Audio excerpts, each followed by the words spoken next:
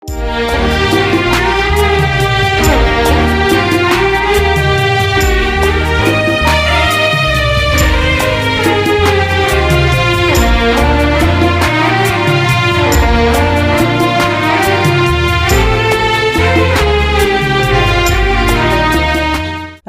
మార్గం ఛానల్ ద్వారా మీ ముందుకు రావడానికి ప్రభు చూపిన కృపను బట్టి త్రియక దేవునికి కృతజ్ఞతాస్తుతులు చెల్లిస్తూ ఉంటున్నాను. ఈ యొక్క ఛానల్ ద్వారా వీక్షిస్తున్న మీ అందరికీ ప్రభు అయిన యేసుక్రీస్తు నామంలో నా ప్రత్యేక నిండు వందనాలు తెలియచేస్తూ ఉంటున్నాను. ఈ సమయంలో భక్తుడైన దావీదు రాసినటువంటి 133వ దావీదు కీర్తన 1వ వచనంలో సహోదరుల ఐక్యత కలిగి నివసించుట ఎంత మేలు ఎంత మనోహరము అని చెప్పేసి వ్రాయబడుచు ఉన్నది. ఇక్కడ సహోదరులు ఐక్యతను గురించి ఈరోజు మనం తెలుసుకోబోతున్నాం. ముందుగా ప్రార్థన చేసుకుందాం. మా మిక్కిలిగా ప్రేమిస్తున్న మా ప్రియ పరలోకపు తండ్రి, మీకు వందనాలు, స్తుతులు, స్తోత్రాలు. ఈ రక్షణ మార్గం టీవీ ఛానల్ ద్వారా మరొకసారి నాయనా మరి నీ బిడ్డలైనటువంటి వారిని కలుసుకొని మీ మాటలను మరి వాక్య రూపంలో తెలియచేయడానికి ఇచ్చిన కృపను బట్టి వందనములు, స్తుతులు, స్తోత్రాలు. వీక్షిస్తున్నటువంటి బిడ్డలను మీరు దీవించండి, ఆశీర్వదించండి. ఈ యొక్క ఛానల్ ద్వారా ఈ యొక్క వర్తమానం అనేక మందికి స్వస్థతకరంగా, ఆశీర్వాదకరంగా, దీవెనకరంగా ఉంచి మహిమ ఘనత ప్రభావాలు పొందమని యేసు నామములో ప్రార్థన పరమ తండ్రి, ఆమేన్. 133వ దావీదు కీర్తన 1వ వచనంలో సహోదరులు ఐక్యత కలిగి నివసించుట ఎంత మేలు ఎంత మనోహరము అని చెప్పేసి వ్రాయబడుతున్నది. సహోదరులు ఐక్యత కలిగి నివసించుట. సహోదరులు అనగానే మనకి ఏం గుర్తు వస్తుందంటే, ఒక తల్లికి పుట్టినటువంటి కుమారులు కావచ్చు, లేకపోతే కుమార్తెలు కావచ్చు, వీరిని సహోదరులు అని చెప్పేసి మనం తలంచుచూ ఉంటాం. అందుగురించే యూనిటీ ఈజ్ స్ట్రెంగ్త్, అంటే సహోదరులు కలిసి ఉండడం అనేటువంటిది మరి చాలా గొప్ప బలమని చెప్పేసి, సంతోషం అని చెప్పేసి తెలియచేయబడుతూ ఉన్నది. నేటి దినాల్లో ఈ యొక్క సహోదర ప్రేమ అనేటువంటిది మరి ప్రతి కుటుంబంలోనూ కూడా చాలా కొదువ అని చెప్పేసి చెప్పుకోవచ్చు. ఎందుకనంటే పరిశుద్ధ గ్రంథంలో కూడా మనం చూస్తూ ఉంటున్నాము. ఆదికాండం 4వ అధ్యాయం 8వ వచనంలో కయ్యోను హేబేలు గురించి అక్కడ తెలియచేయబడుతూ ఉన్నది. అలాగే ఆదికాండం 25వ అధ్యాయం 29వ వచనంలో ఏసావు యాకోబుల గురించి తెలియచేయబడుతున్నది. అలాగనే యోసేపు అన్నదమ్ముల గురించి ఆదికాండం 37:24లో తెలియచేయబడుతున్నది. అలాగనే 1 సమూయేలు 17:28లో దావీదు అలాగనే వారి సహోదరుల గురించి తెలియచేయబడుతున్నది. అంటే ప్రభునందు ప్రేమైనటువంటి వాళ్ళ ఎందుకు ఈ విషయాన్ని నేను ప్రస్తావిస్తున్నానంటే, మొదటి యోహాను రాసినటువంటి పత్రిక 3వ అధ్యాయం 12వ వచనంలో అక్కడ తెలియచేయబడుతున్నటువంటి సంగతిని మనం చూడగా, కయ్యోను యొక్క చర్య చెడ్డది అని చెప్పేసి, అంటే కయ్యోను యొక్క గుణము చెడ్డదని చెప్పేసి, కయ్యోను యొక్క క్రియలు చెడ్డవి అని చెప్పేసి అక్కడ వ్రాయబడుతూ ఉన్నది. అంటే సహోదరులు ఐక్యత కలిగి నివసించడం ఎంత మేలు ఎంత మనోహరం అని చెప్పేసి అక్కడ రాయబడుతుంది. అంటే ఒక తల్లికి పుట్టినటువంటి పిల్లలు కలిసి ఉండడం చాలా సంతోషం. కానీ నేటి దినాల్లో అన్నదమ్ములైనా అక్క చెల్లెళ్ళైనా మరి కలిసి ఉండట్లేదు. ఎందుకనంటే ఏ ఒక మనస్పర్ధలో లేకపోతే కుటుంబపరమైనటువంటి సమస్యల చేత వారు విడిపోతూ ఉన్నారు. కానీ కలిసి ఉంటే సంతోషము, కలిసి మరి జీవిస్తే ఎంతో ఉత్తమము. అయితే నేటి దినాల్లో కలిసి జీవించలేకపోతూ ఉంటున్నారు. ఎందుకనంటే ప్రభునందు ప్రేమైనటువంటి వాళ్ళారా, మరి గృహపరమైనటువంటి లేకపోతే కుటుంబపరమైనటువంటి ఏయో సమస్యలు కారణం చేత వారు కలిసి ఉండలేకపోతూ ఉంటున్నారు. కానీ కలిసి ఉండడం అనేటువంటిది ఎంత సంతోషమో, కలిసి జీవించడం అనేటువంటిది ఎంత ఆనందం అనేటువంటిది మనం తెలుసుకోవాలి. కానీ ఏదో ఆశించి ఒకరి మీద ఒకరు నిందలు మోపుకుంటూ ఒకరినొకరు కించపరుచుకుంటూ దూషించుకుంటూ అలాగనే ఒకరినొకరు చంపుకుంటూ సహోదర ప్రేమకి విలువ లేకుండా చేస్తూ ఉన్నారు. చాలామంది కుటుంబాలను మరి టచ్ చేసినప్పుడు వారు చెప్పేది ఏమిటి అయ్యా అంటే, ప్రభునందు ప్రేమైనటువంటి వాళ్ళరా, మా సహోదరుడు మరి మాతో కలిసి ఉండడండి, మా సహోదరి మాతో కలిసి ఉండదండి, మేము కొన్ని అకేషన్స్కి చెప్పాము కానీ రాలేదు అని చెప్పేసి వారు చెప్తూ ఉంటారు. అంటే ప్రభునందు ప్రేమైనటువంటి వాళ్ళరా, కలిసి ఉండడానికి మనం ఇష్టపడిన ఎదుటివారు అంటే మన సహోదరులు ఇష్టపడడం లేదు. ఎందుకు అంటే ప్రభునందు ప్రియా దేవుని బిడ్డలారా, మనం బాగున్నామనో, లేకపోతే మంచి ఉద్యోగం కలిగి ఉన్నామనో, లేకపోతే మనము ఆశీర్వదించబడుతున్నామనో ఏదో ఒక కారణాన్ని బట్టి మన సహోదరులు మన ఎడల వారు ద్వేషాన్ని కలిగి ఉంటూ ఉన్నారు. ఎందుకనంటే దేవుడు ఆశీర్వదిస్తే మనం ఆశీర్వదించబడతాం తప్పించి దేవుడు ఆశీర్వదించబడకుండా ఎవరి ద్వారానూ ఏదో కలిసి వచ్చేయాలి, ఎవరో ఏదో పెట్టాలి అని అనుకుంటే ప్రభునందు ప్రియ దేవుని బిడ్డలారా, మనం ఆశీర్వదించబడం. అందుకని పరిశుద్ధ గ్రంథమైనటువంటి బైబిల్లో ఆదికాండం 14వ అధ్యాయం 21 నుంచి 23 వరకు మనం చదివినట్లయితే అబ్రహాము అక్కడ సొదొమ రాజుతో అంటున్నటువంటి మాటలో ఎంత గొప్పగా ఉన్నవో ఒకసారి ఆలోచన చేయండి. ఎందుకనంటే ఆ రాజు అంటాడో, ఇదిగో మా యొక్క భార్యలను, మా యొక్క మరి సైనికులను, మా యొక్క దేశ పౌరులను మాకు అప్పగించి ఈ ఆస్తిని నువ్వే పట్టుకుపో అని చెప్పేసి అంటే, ఆయన అక్కడ ఏమంటాడంటే, ఒక నూలు పోగు కూడా నాకు అవసరం లేదు, ఎందుకనంటే నా వలననే నీవు ఆశీర్వదించబడ్డావు అని చెప్పేసి నీవు చెప్పడం లేకపోతే ఇతరులు అనుకోవడం నాకు ఇష్టం లేదు. ఎందుకనంటే నా దేవుడు గొప్పవాడు, నా దేవుడు నమ్మదగినటువంటి వాడు, నా దేవుడు నన్ను ఆశీర్వదిస్తాడు, ఆల్రెడీ నా దేవుడు నన్ను ఆశీర్వదించాడని చెప్పేసి అబ్రహాం ఆ రాజుతో చెప్తాడు. నిజమే, ఎందుకనంటే దేవుడు మనలను ఆశీర్వదించాలి, కానీ ఎవరో ఏదో పెడితే మనము మరి ఆశీర్వదించబడతాము అని అనుకోవడం అనేటువంటిది చాలా పొరపాటు. ఎందుకంటే కొంతమంది చుట్టాలు వస్తూ ఉంటారు, చుట్టాలు అంటే మన సహోదరులు వస్తూ ఉంటారు, అన్నతమ్ములు కావచ్చు, అక్క చెల్లెళ్ళు కావచ్చు, ఆయా సందర్భాల్లో మన దగ్గరికి వస్తూ ఉంటారు. వచ్చినప్పుడు ప్రభునందు ప్రియ దేవుని బిడ్డలారా, మనం ఏం చేస్తాం, వారికి మనకున్న దాంట్లోనే వారికి భోజన ఏర్పాట్లు చేస్తాం, మనకు కలిగిందే ఏదో ఇచ్చి పంపిస్తాం. కానీ దాంతో తృప్తి చెందకుండా ఇంకా ఏదో ఇవ్వలేదు, ఇంకా ఏదో పెట్టలేదు అని చెప్పేసి మన మీద వారు ఏం చేస్తారంటారంటే అసూయ, లేకపోతే మన మీద వారు అవిధేయత కలిగి వారు జీవిస్తూ ఉంటారు. దాని ద్వారా వారికే నష్టం, కానీ మనకేమీ కూడా నష్టం లేదు. కానీ మనం కలిసి ఉండాలని చెప్పేసి అనుకుంటాం ఎప్పుడు కూడా, వారు కలిసి లేనప్పుడు మనం ఏమీ కూడా చేయలేము. అయితే దేవుడు ఇక్కడ ఏమంటున్నాడంటే, సహోదరులు ఐక్యత కలిగి నివసించుట ఎంత మేలు, ఎంత మనోహరము అని చెప్పేసి అంటున్నాడు. ఎందుకనంటే ఏదైనా సయమైన సమరమైన మనం అందరం కూడా ఒకసారి కలుసుకున్నప్పుడు, ఒక చోట కూడుకున్నప్పుడు ఎంత సంతోషంగా ఉంటుంది, ఎంత ఆనందంగా ఉంటుంది. నిజంగా చూసే వాళ్ళందరూ కూడా వీరు చాలా ప్రేమ కలిగి ఉంటారు, వీళ్ళు చాలా సంతోషంగా ఉంటారు, వీళ్ళలో మరి ఎటువంటి ద్వేషం అనేటువంటిది ఉండదు, వీరు చక్కగా మరి ఐక్యత కలిగి ఉంటారని చెప్పేసి వాళ్ళు చెప్పుకొని ఆనందిస్తారు. ఎప్పుడైతే మనం కలిసిలేమో ఇతరులు ఏం చేస్తూ ఉంటారు, ఎప్పుడు కూడా వీళ్ళు కలిసి ఉండరు అని చెప్పేసి వాళ్ళు అనుకుంటూ ఉంటారు.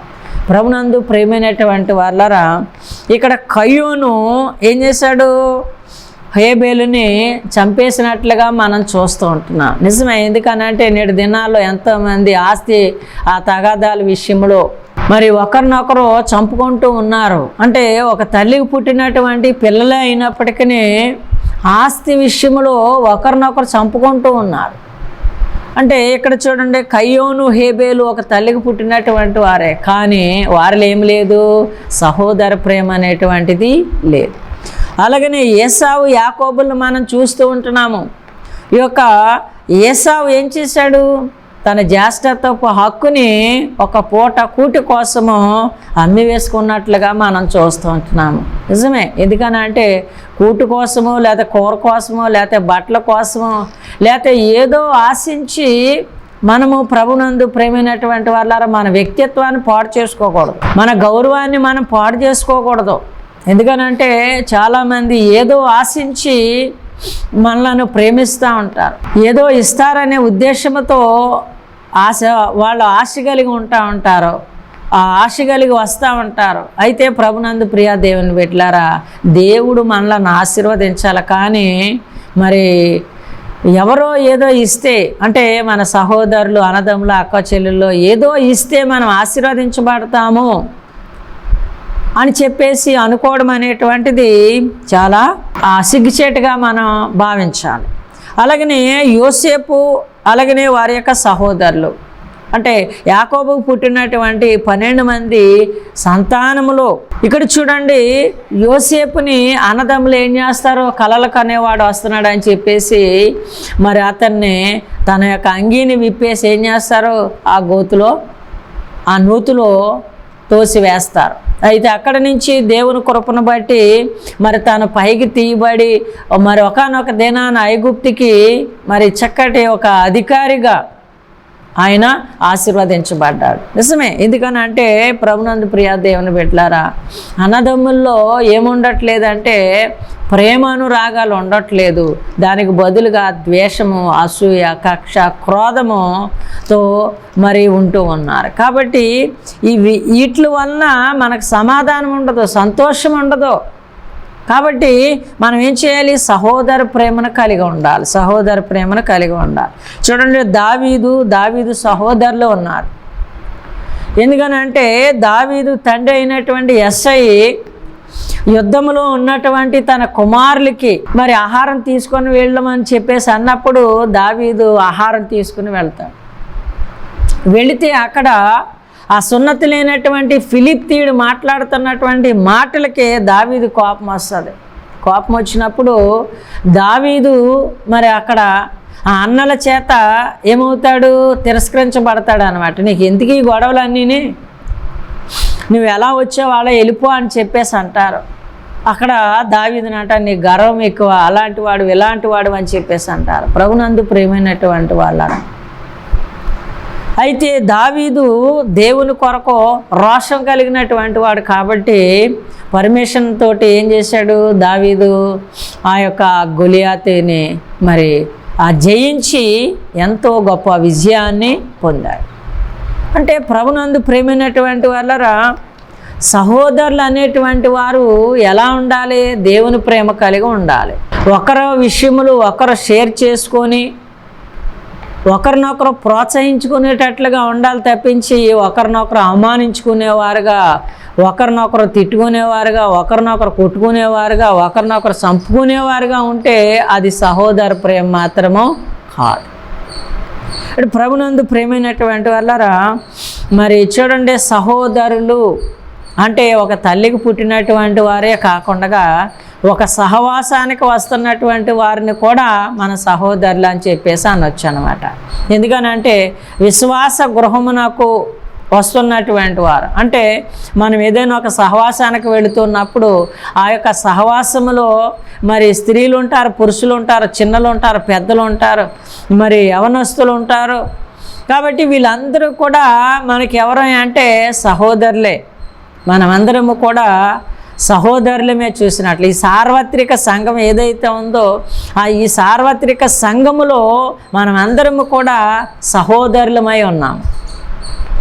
కాబట్టి ఒక సంఘానికి వస్తూ ఉన్నప్పుడు ఒకరినొకరు గౌరవించుకోవాలి, ఒకరినొకరు ప్రేమించుకోవాలి, మరి సమస్యల గురించి ఒకరు చెప్పినప్పుడు వాటి విషయంలో ప్రార్థన చేసుకోవాలి. అలాగ సహోదర ప్రేమని ఒకరి ఎడల ఒకరు కలిగి ఉన్నట్లయితే గనక నిజంగా మరి ఎంత సంతోషము, ఎంత ఆనందము, మనలను బట్టి దేవుడు కూడా ఎంతో ఆనందించువాడై ఉన్నాడు, సంతోషించువాడై ఉన్నాడు. కాబట్టి నేడు దినాల్లో మరి ఈ యొక్క ఆ సహోదర ప్రేమ అనేటువంటిది మనం చూడలేకపోతున్నాం. కుటుంబాల్లో చూడలేకపోతున్నాము, సంఘాల్లో కూడా మనము చూడలేకపోతున్నాము.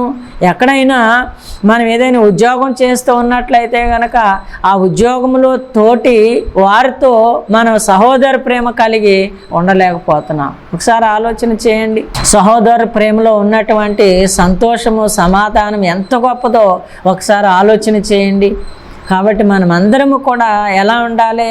సహోదర ప్రేమ కలిగి ఉండాలని చెప్పేసి దేవుడు తెలియచేస్తూ ఉన్నాడు. కాబట్టి సహోదర ప్రేమ అనేటువంటిది చాలా గొప్పదే అని చెప్పేసి దేవుడు తెలియచేస్తూ ఉంటున్నాడు. ప్రభు అయినటువంటి యేసుక్రీస్తు కూడా సహోదర ప్రేమ కలిగి ఆయన ఏం చేశాడు? మరి అందరినీ కూడా ఆయన ప్రేమించాడు. చూసినట్లయితే అందరినీ కూడా ప్రేమించాడు. వీళ్ళు గొప్పవాళ్ళని, లేకపోతే వీళ్ళు పేదవాళ్ళని, లేకపోతే వీళ్ళు తెల్లగా ఉన్నారని, వీళ్ళు నల్లగా ఉన్నారని చెప్పేసి, వీళ్ళు పొట్టిగా ఉన్నారు, వీళ్ళు పొడవుగా ఉన్నారని చెప్పేసి కాకుండా ఆయన అందరినీ కూడా మరి సమానంగా ప్రేమించేవాడై ఉన్నాడు. సహోదర ప్రేమ ఇదేం చెప్పండి? సహోదర ప్రేమ. ఆయన లోకరక్షకుడే అయినప్పటికీ, మన కొరకు శ్రమలు అనుభవించి ప్రాణం పెట్టడానికి వచ్చినప్పటికీ, ఆయన మన విమోచకుడు, రక్షకుడు అయినప్పటికీ ఆయన మన ఎడల కలిగి ఉన్న ప్రేమ సహోదర ప్రేమ. ఆయన సహోదర ప్రేమని కలిగి ఉన్నాడు. చూసినట్లయితే ప్రభునందు ప్రేమైనటువంటి అలాంటి ప్రేమను మనం కలిగి ఉండాలని చెప్పేసి దేవుడు తెలియచేస్తూ ఉంటున్నాడు. చూడండి, యేసు ప్రభు వారు యెరూషలేము వెళుతున్నటువంటి ఆ సమయంలో యెరూషలేముకి అతి సమీపంగా ఉన్నటువంటి మరి బేతాని అనేటువంటి ఒక గ్రామము మరి ఆయన వెళుతూ ఉండేవాడు. అక్కడ ఎవరున్నారు? మార్తా మరియలు ఉన్నారు. వారికి ఒక సహోదరుడు ఉన్నాడు. చూసినట్లయితే మరి మార్తా మరియలు వారిద్దరూ కూడా చక్కగా యేసు ప్రభు వారిని చేర్చుకొని ఒకరు వంట చేయవారైతే ఒకరు వాక్యం వినేవారుగా ఉన్నారు. చక్కగా వారు ఇద్దరూ కూడా చక్కటి ప్రేమ కలిగి మరి దేవునిని గౌరవించేవారుగా, దేవుణ్ణి సత్కరించేవారుగా ఉన్నారు అక్కడ. అయితే వారి సహోదరుడు లాజరు చనిపోయినప్పుడు ఆ సహోదరులు ఇద్దరూ కూడా ఎంతగా మరి ఏడుస్తారు. వాళ్ళు ఏడుస్తూ ఉంటుంటే అక్కడ యేసు ప్రభు వారు కూడా కన్నీళ్లు కార్చెను అని చెప్పేసి ఉంటుంది. ఆయన కూడా ఏం చేశాడంటే మరి ఆ లాజరు విషయంలో కన్నీరు కార్చాడు. వాళ్ళు అంటారు, ప్రభువా నువ్వు ఇక్కడ ఉన్నట్లయితే మా సహోదరుడు మరి చనిపోయి ఉండేవాడు కాదు అని చెప్పేసి అంటారు. ఇప్పుడైనను ఆయన మరి చనిపోలేదు, బ్రతుకుతాడని చెప్పేసి అన్నప్పుడు వాళ్ళు పునరుత్థానమును గురించి మాట్లాడతాడు. అయితే ప్రభు అయినటువంటి యేసుక్రీస్తు ఆ సహోదరులకి, ఆ సహోదరుడి మీద ఉన్నటువంటి ప్రేమను బట్టి 4 దినములు అయినప్పటికీ యేసు ప్రభు వారు ఆ సమాధిలో ఉంచబడినటువంటి లాజరు వద్దకు వెళ్ళి ఆయన లాజరు బయటికి రమ్మనగానే మరి చక్కగా బ్రతికి బయటకు వచ్చినట్లుగా మనం చూస్తూ ఉంటున్నాం. కాబట్టి ప్రభునందు ప్రియమైనటువంటి వాళ్ళారా, చూసారా ఆ మార్తా మరియల యొక్క ప్రేమ ఇక్కడ లాజర్ని బ్రతికించినట్లుగా మనం చూస్తూ ఉంటున్నాం. ఎందుకనంటే చనిపోయి 4 దినములు అయింది. అయినను ప్రభు అయిన యేసుక్రీస్తు ద్వారా మరి లాజరు బ్రతికించబడ్డాడు. అది సహోదర ప్రేమ అంటే. 27 దినాల్లో ఎవరైనా మరి మన సహోదరుడు చనిపోతే, సహోదరి చనిపోతే మన ఇంట పుట్టినటువంటి ఒక తల్లికి పుట్టినటువంటి అన్నదమ్ములు రావట్లేదు. ఎందుకు అంటే ప్రభునందు ప్రియ దేవుని బిడ్డలారా ఏయో కారణాలు చెప్తా ఉంటారు. ఆ కారణాలన్నీ కూడా ప్రక్కన పెట్టి ఏం చేయాలి అంటే ప్రభునందు ప్రియ దేవుని బిడ్డలారా, మనం దేవుని నమ్ముకున్నట్లయితే, దేవుని మీద ఆనుకున్నట్లయితే గనక తప్పనిసరిగా మనం ఏం చేయాలి అంటే ఆయా సందర్భాల్లో తప్పనిసరిగా మన సహోదరులను దర్శించాలి. అదే దేవుని యొక్క ప్రేమ. దేవుడు ఆశీర్వదించాలి, కానీ మనుషుల వల్ల ఏమవుతుంది చెప్పండి? మనుషులు పెట్టేదాని వలన మనం ఏం ఆశీర్వదించబడతాము? మన దేవుడు ఆశీర్వదించాలి. ఎందుకనంటే మన పనిలో దేవుడు తోడై ఉండాలి, మన ప్రయాణాల్లో దేవుడు తోడై ఉండాలి, మనం జరిగించేటువంటి పనుల ద్వారా దేవుడు మనల్ని ఆశీర్వదించాలి. అదే గొప్ప ఆశీర్వాదం. కానీ ఎవరో ఏదో పెట్టలేదు అని చెప్పేసి మనం ఎప్పుడూ కూడా మన యొక్క సహోదరుల ఎడల అవిధేయత కలిగి ఉండకూడదని చెప్పేసి దేవుడు తెలియచేస్తున్నాడు. మరొకసారి 133వ దావీదు కీర్తనలో తెలియచేయబడుతున్నటువంటి విషయం ఏమిటయా అంటే, సహోదరులు ఐక్యత కలిగి నివసించుట ఎంత మేలు, ఎంత మనోహరము అని చెప్పేసి వ్రాయబడుతున్నది. కాబట్టి కుటుంబంలోనైనా, సంఘంలోనైనా, ఉద్యోగంలోనైనా మనం ఎలా ఉండాలి? సహోదర ప్రేమ కలిగి ఉండాలి. అప్పుడే మనము దీవించబడతాము, మరి గుర్తించబడతాము, గౌరవించబడతాము, ఆశీర్వదించబడతామని దేవుడు తెలియచేస్తూ ఉంటున్నాడు. అట్టి కృప దేవుడు మనందరికీ దయచేయునుగాక. ఆమేన్.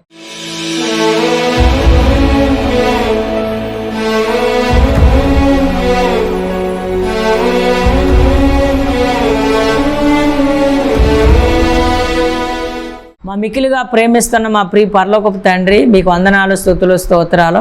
సహోదర ప్రేమను గురించి మీరు మాకు తెలియచేశారు. నేడు దినాల్లో సహోదర ప్రేమ లేక ప్రభువా, ఇదిగో మరి ప్రతి ఒక్కరూ కూడా నా తండ్రి, మరి నాయన ఒకరికొకరు నాయన మరి మాట కలవక నా తండ్రి, మరి సమాధానమును కోల్పోయి అసమాధానంతో నాయన జీవిస్తూ ఉన్నారు. కాబట్టి కుటుంబ పక్షముగా, సంఘ పక్షముగా, ఉద్యోగ పక్షముగా నాయన మరి సహోదర ప్రేమను నాలో మాలో కలిగింప చేసి నాయన తద్వారా నా తండ్రి మేము నెమ్మది సమాధానములతో సంతోషములతో జీవించే కృపను దయచేయమని, మమ్ములను మా కుటుంబములను ఆశీర్వదించమని, ఈ యొక్క రక్షణ మార్గము టీవీ ఛానల్ ద్వారా వీక్షిస్తున్నటువంటి ప్రియబిడ్డలందరికీ కూడా అట్టి సమాధానము, సంతోషము, ఐక్యత దయచేయమని యేసునామములో ప్రార్థన పరమ తండ్రి. ఆమేన్. మీ అందరికీ ప్రత్యేక నిండు వందన మారణాతలో ప్రభు అయిన యేసుక్రీస్తు నామములో మీ అందరికీ శుభములు, శుభాశీస్సులు తెలియచేస్తూ ఉంటున్నాను. మరి ఈ ప్రకటన చేయడానికి నేను సంతోషిస్తూ ఉంటున్నాను. చాగల్లు మండలం, చాగల్లు గ్రామంలో మరణత మహిమ స్వస్థతశాల అనేటువంటిది ప్రతి శుక్రవారం ఉదయం 11 గంటల నుంచి 3 గంటల వరకు జరుగుతున్నది. అనేక ప్రాంతముల నుంచి అనేక మంది ఆ యొక్క స్థలానికి వచ్చి దీవించబడుతూ ఉన్నారు. ఎందుకనంటే ఆ యొక్క స్థలములో దేవుడు అనేక అద్భుతాలు, ఆశ్చర్య కార్యములు చేస్తూ ఉన్నారు. పిల్లలు లేనటువంటి వారికి దేవుడు మరి గర్భఫలం ఇస్తూ ఉన్నాడు. దీర్ఘకాల రోగముల చేత బాధపడుచున్నటువంటి వారిని దేవుడు స్వస్థపరుస్తూ ఉన్నాడు. అనేక సమస్యల చేత ఉన్నటువంటి వారికి సమస్యల నుండి విడుదలను దయచేస్తూ ఉన్నాడు.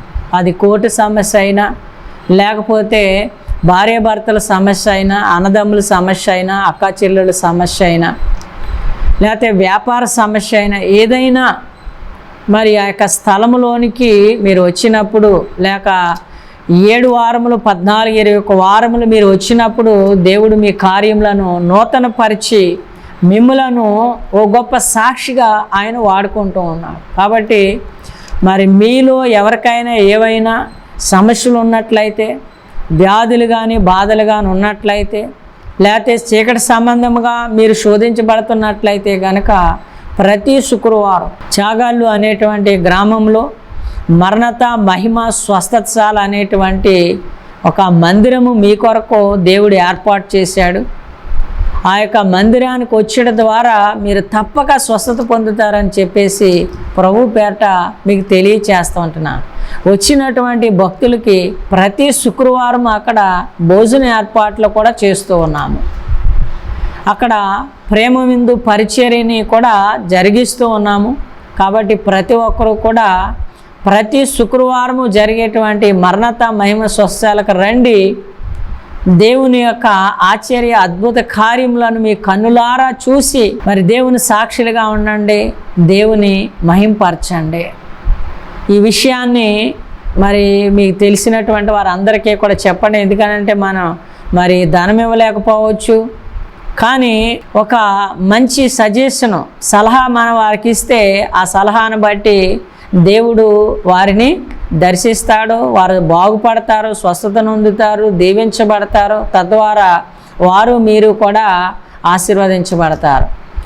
ఈ విషయమై మరి అనేక మందికి తెలియచేయండి. తప్పనిసరిగా రండి, ఆయన చేసే కార్యాలు చూడండి. దేవుడు మిమ్మల్ని దీవించును గాక. ఆమేన్.